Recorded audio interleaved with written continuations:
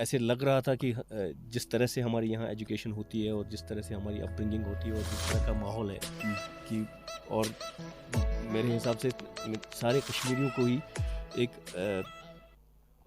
सो या गाइस, आज मैं थोड़ा सा बीमार ही हूँ।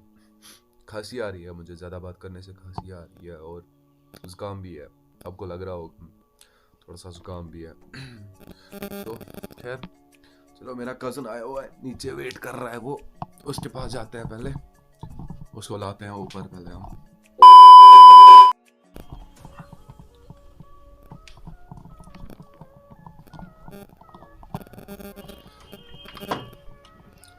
तो देख लीजिए, ये आए हुए हैं मेरे कज़न। कैसा भाई? वालेकुम अस्सलाम। क्या हाल है भाई? ठीक, अच्छे से? हाँ, क्या आज बहुत दिनों के बाद मिले। खैर, अस्सलाम वालेकुम, welcome back to the channel. I hope कि आप सभी ठीक होंगे और सबका सही जा रहा होगा। तो आज कुछ प्लान नहीं है, कहीं जाने का मेरा कुछ प्लान नहीं था। तो कज़न ने कॉल किया, बोला कहीं जाते हैं आज घूमने। मैंने अभी फ्रेंड को कॉल करना है, उसको भी बताते हैं। A few moments later. Guys, मैंने फ्रेंड को कॉल किया तो उसने बताया कि 11:30 मैं उधर ही आऊँगा, उधर ही प्लान करेंगे हम कहाँ जाएंगे। तो गाइज, पहले हम चाय पीते हैं, फिर उसके बाद हम मिलते हैं। 2 कप।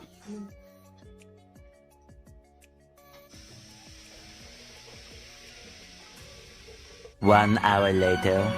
सो या गाइज, मैंने चाय वाय पी ली, तो अब यहाँ पे फ्रेंड आ गया, ये भी चाय पी रहे हैं। ये दोनों पहले चाय पियेंगे, उसके बाद हम निकलेंगे। तो हमारा प्लान हो गया, हम कहाँ जाएंगे। हम आज सैगिको कैंप जाएंगे। तो हम अभी निकलते हैं, बट पापा गया है किसी काम से बाहर, तो उसका वेट करेंगे हम। सो गाइज, पापा आ चुके हैं, तो उनने बाइक की चाबी हमें दे दी है, बोला जाओ। और मेरा वो कज़न और फ्रेंड वेट कर रहे हैं, तो हम निकलते हैं अभी। लेट भी हो गया है, अभी टाइम आ रहा है 12:30 बजे। अभी लेट हो गया बहुत।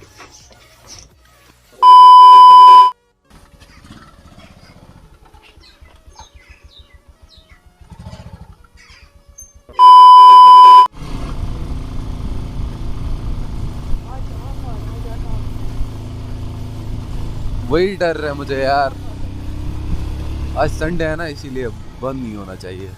सो गाइज, ये रहा सैगिको कैंप का बोर्ड। सो गाइज, हम पहुंच चुके हैं सैगिको कैंप। ये है सैगिको कैंप का बोर्ड। तो चलो हम चलते हैं, यहाँ से जाना। रख बाइक साइड में तू।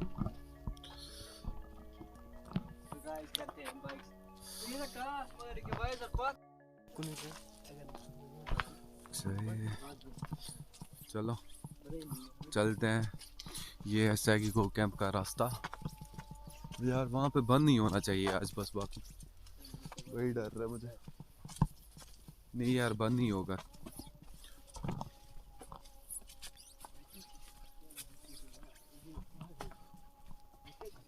वहाँ पे है कोई बाइक, इसलिए मुझे नहीं लग रहा है कि वहाँ पे बंद होगा। तो चलो हम जाते हैं पहले अंदर, फिर उसके बाद मिलते हैं।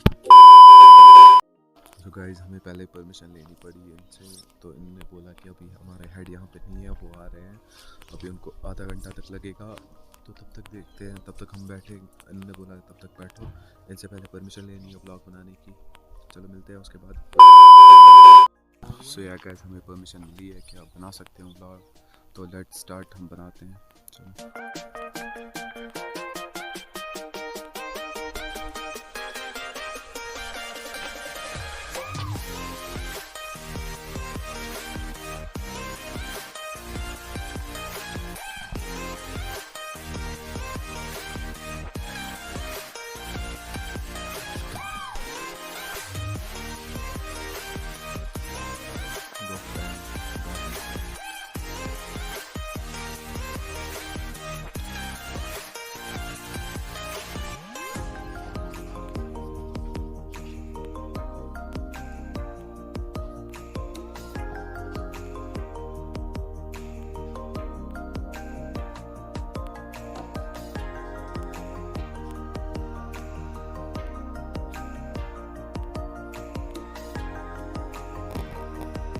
से फ्रेंड चिल्ड्रन प्ले एरिया है, वॉशरूम का है। चलो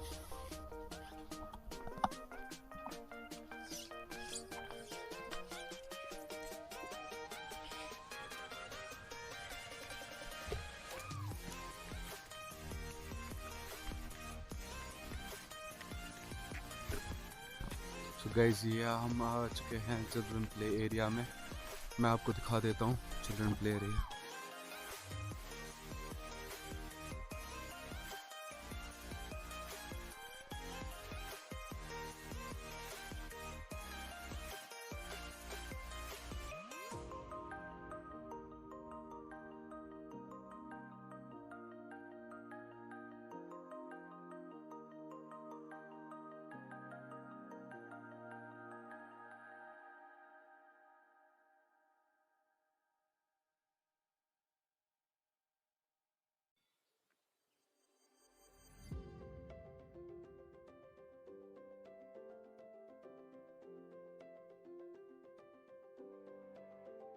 ये यहाँ पे बाइक है, टायर्स की बनाई हुई है इनने।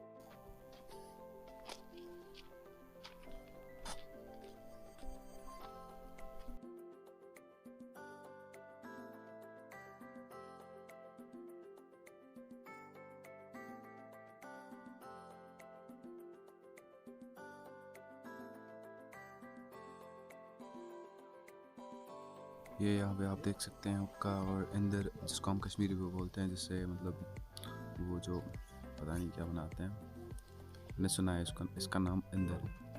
और ये हुक्का, यहाँ पे जो भी चीज़ें हैं ना वो सारे मतलब पुराने ज़माने की चीज़ें हैं।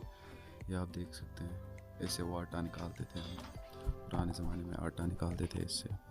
ये ऐसे घुमाना पड़ता था, तो फिर इसके ऊपर से चावल डालना पड़ता था, फिर यहाँ से आटा निकलता था।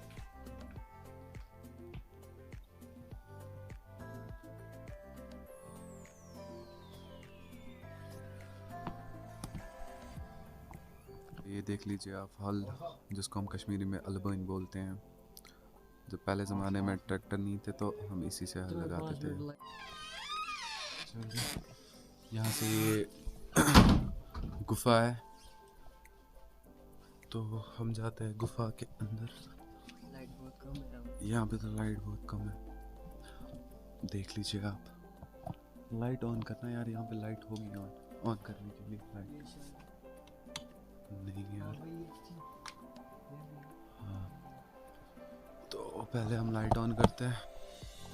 तो देख लीजिए आप, यहाँ पे गुफा है यहाँ की, देख सकते हैं पुराने ज़माने का टीवी सब कुछ लगा हुआ है यहाँ पे। ये यहाँ पे बैठते थे, मतलब बैठते हैं यहाँ पे।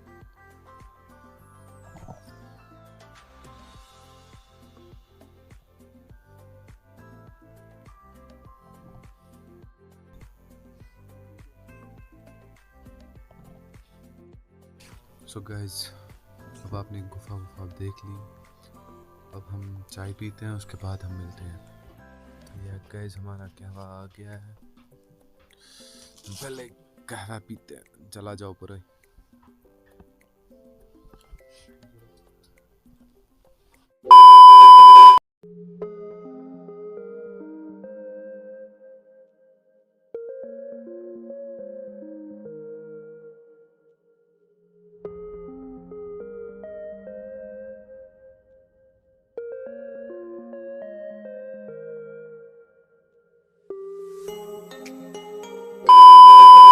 तो गाइस, ये हमारे साथ फैज़ साहब जुड़ चुके हैं, ये जो यहाँ का सैगिको विलेज का ऑनर है। तो हम इनके साथ बात करेंगे, इनको भी बताते हैं मतलब यहाँ पे आपका मतलब आपको ये कंसेप्ट कैसे आ गया कि मैं ये सैगिको विलेज डालूँ। जी, थैंक यू। तो मैं भी यहीं पला बड़ा हूँ, पास के गांव में ही, वाहिदपुरा में, और मेरी एजुकेशन भी यहीं से शुरू हुई। मगर जैसे ही बचपन से ही मुझे ऐसे लग रहा था कि जिस तरह से हमारी यहाँ एजुकेशन होती है और जिस तरह से हमारी अपब्रिंगिंग होती है और जिस तरह का माहौल है कि, और मेरे हिसाब से सारे कश्मीरियों को ही एक प्रोग्राम उनके जहन में बनता है अपने ज़िंदगी से जो उनकी एक्सपेक्टेशन होती है वो खाली वो अपने मुतल्लिक अपने तक लिमिटेड नहीं होती है, वो हमेशा कुछ कंट्रीब्यूट करना चाहते हैं अपने से ज़्यादा, अपनी फैमिली के लिए, अपनी कम्युनिटी के लिए। ये सारे कश्मीरियों के जहन में जहनियत का पार्ट है ऑलरेडी, क्योंकि यहाँ ऐसा माहौल है। तो मुझे भी शुरू से ही लग रहा था कि चीज़ें कि इतने अच्छे से नहीं चल रही हैं, जिस तरह से एजुकेशन चल रही है या जिस तरह से डेवलपमेंट हो रहा है या जिस तरह से माहौल हमारा है। तो मगर एनीवे हम छोटे होते हैं, हमारे बस में ज़्यादा कुछ होता नहीं है, तो हमको सिर्फ फॉलो करना पड़ता है। तो मेरी जो एजुकेशन की जर्नी है मुझे भी काफ़ी जगह इधर उधर ले गई, और मुझे बाहर घूमने का, बाहर कुछ जगहें देखने का और बाकी और कल्चर्स एक्सपीरियंस करने का मौका मिला अल्हम्दुलिल्लाह। और जो भी मैंने फिर बाकी जगह जैसे देखा, जो सीखा, और उससे मुझे अपना मैं कहाँ का हूँ, मैं कैसा हूँ, मैं किस माहौल का हूँ, कश्मीर है और कश्मीर को जन्नत क्यों कहते हैं, तो ये सब मुझे तब समझ में आया जब मैं दूसरे कल्चर्स में गया, दूसरी जगह मुझे देखने का मौका मिला।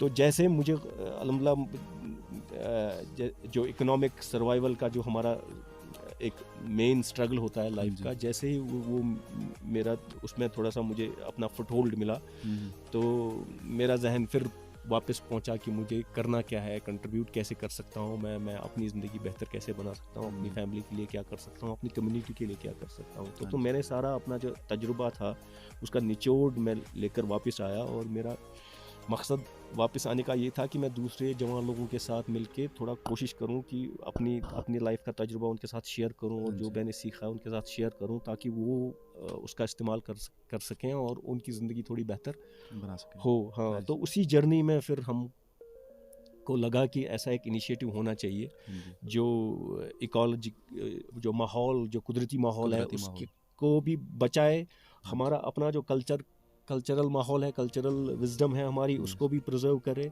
और हमारे सेहत को भी बचाए, और जो मॉडर्न जो अभी साइंटिफिक रिसर्च है या मॉडर्न नॉलेज है उसको भी इंटीग्रेट करे हमारे कल्चर के साथ। ये ऐसा ना हो कि कॉपी पेस्ट वाला सिस्टम हो, जो अनफॉर्चुनेटली हमारे समाज में काफ़ी, खाली हमारे समाज में नहीं, दुनिया भर में ही काफ़ी एक बड़ा स्ट्रगल चल रहा है कि लोग कॉपी पेस्ट का एक ज़माना है कि दूर कोई इमेज देखते हैं और उसी इमेज को फिर सीधा पेस्ट करते हैं।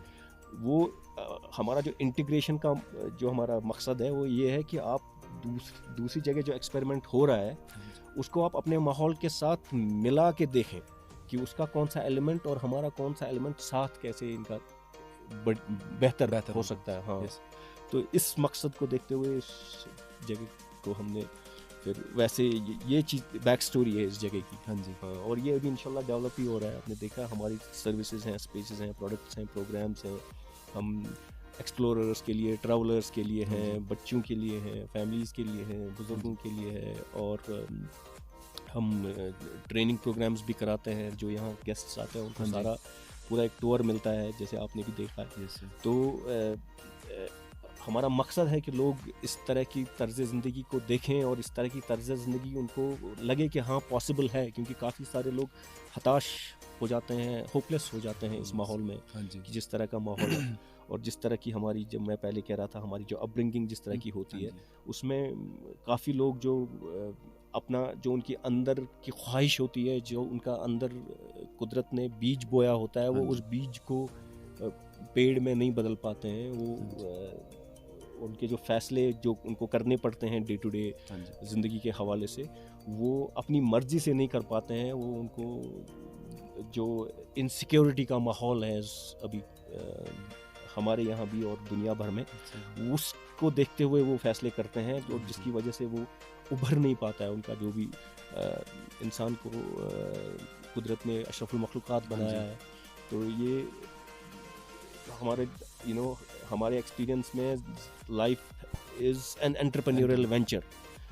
We are suppose to use our imaginative and creative capacity to try new things. जो जैसे आप कोई बीज बोएंगे, उस बीज को पता है, सेब का बीज बोएंगे तो उसको पता है मुझे सेब का पेड़ बनना है। ऐसे ही इंसान का हर एक इंसान का फिंगरप्रिंट अलग है।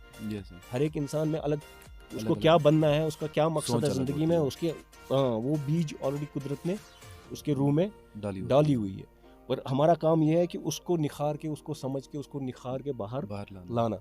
मगर अनफॉर्चुनेटली इंसान को जितनी ज़्यादा कैपेसिटी दी है उतनी उसमें एक इम्तिहान ये भी है कि उस कैपेसिटी को मुतासिर भी कर सकता है शैतान या बाहर का माहौल जो है उसको मुतासिर भी कर सकता है, जिसकी वजह से वो जो उसका अंदर का अपना जो उसका प्रोग्राम है वो उस प्रोग्राम को बाहर नहीं ला पाता है। तो वो इस तरह की हम कैपेसिटी बिल्डिंग ट्रेनिंग भी करते हैं, हम इकोलॉजिकल एंटरप्रेन्योरशिप की ट्रेनिंग के प्रोग्राम्स यहाँ करते हैं और तरह की भी ट्रेनिंग्स करते हैं। तो इस जगह का नाम आपने रखा है सेगिको विलेज जी। तो ये आपको आइडिया किसने दिया या आपने खुद ही मतलब इस जगह का नाम ये खुद ही रखा हाँ, है? जब मैं वापस आया था 2010 में यहाँ, जैसे मैं पहले बोल रहा था कि मैं दूसरे जवान लोगों के साथ काम करने आया था, तो मैं एक नॉन प्रॉफिट लेंस लेकर आया था क्योंकि मेरी एक जर्नी थी। मैं यहाँ से बाहर गया था, मैं 15-20 साल बाहर रहा और लगभग 18-20 मुल्कों में जाने का मौका मिला। तो वहाँ से जब मेरी रिटर्न जर्नी हुई तो मेरा वो एक होता है ना बैक टू रूट्स करके, हाँ, तो वो वैसा कुछ मेरा नज़रिया था। तो हमने अपना नॉन प्रॉफिट इसका नाम रखा था NGO का, मूल sustainability research and training centre. तो मूल sustainability research and training centre NGO था, तो उसके हवाले से हमने काम किया रिसर्च का काफ़ी। मगर फिर हमको जब लगा कि एक ऐसा ऑन द ग्राउंड इनिशिएटिव होना चाहिए जो थोड़ा नॉन प्रॉफिट सेक्टर से हट के थोड़ा ब्रॉडर होना चाहिए, तो वो उस NGO में फिट नहीं बैठा क्योंकि NGO का एक अपना निज़ाम होता है, अपना तरीका होता है, और ये जो हम एक्सपेरिमेंट करना चाह रहे थे ये थोड़ा ब्रॉडर था, फॉर प्रॉफिट था, इकोनॉमिक बेस था। तो ये फॉर प्रॉफिट एक एंटरप्रेन्योरल सोशल एंटरप्रेन्योरल वेंचर बना। तो फिर हमने इसका नाम रखा साग, कि मूल अंशु साग। हाँ, तो ये वहाँ से वैसे इसकी स्टोरी निकल के आती है, नाम वहाँ से आया। तो मूल साग इको विलेज, क्योंकि अब ये एक तर्ज ज़िंदगी है। ये खाली फॉर एग्जांपल हमारे यहाँ नेचुरल फार्मिंग होती है, तो ये खाली एक नेचुरल फार्म नहीं है, ये खाली एक रेस्टोरेंट नहीं है, ये खाली एक पार्क नहीं है। तो इसमें काफ़ी सारे डिफरेंट एलिमेंट्स हैं, फूड भी है, शेल्टर भी है, एजुकेशन भी है, और रिक्रिएशन भी है, और रिलेशनशिप्स भी हैं, काफ़ी सारी डिफरेंट चीज़ें हैं, कैपेसिटी बिल्डिंग है। तो एक पूरा एक गाँव जैसा है, एक पूरा लाइफस्टाइल है, क्योंकि एक कंप्लीट इंटीग्रेटेड सा सिस्टम है। हाँ, तो इसलिए इसको हमने साग इको विलेज नाम रखा है। और फिर जैसे जैसे हम आगे बढ़ते गए ऐसे ऐसे हमने देखा कि और जगह भी काफ़ी लोग बाकी जगहों में, बाकी मुल्कों में ऐसी एक्सपेरिमेंट्स कर रहे हैं, तो हम थोड़ा नेटवर्क भी करते हैं, उनसे भी सीखते हैं, उनसे भी हमारी बातचीत चलती है।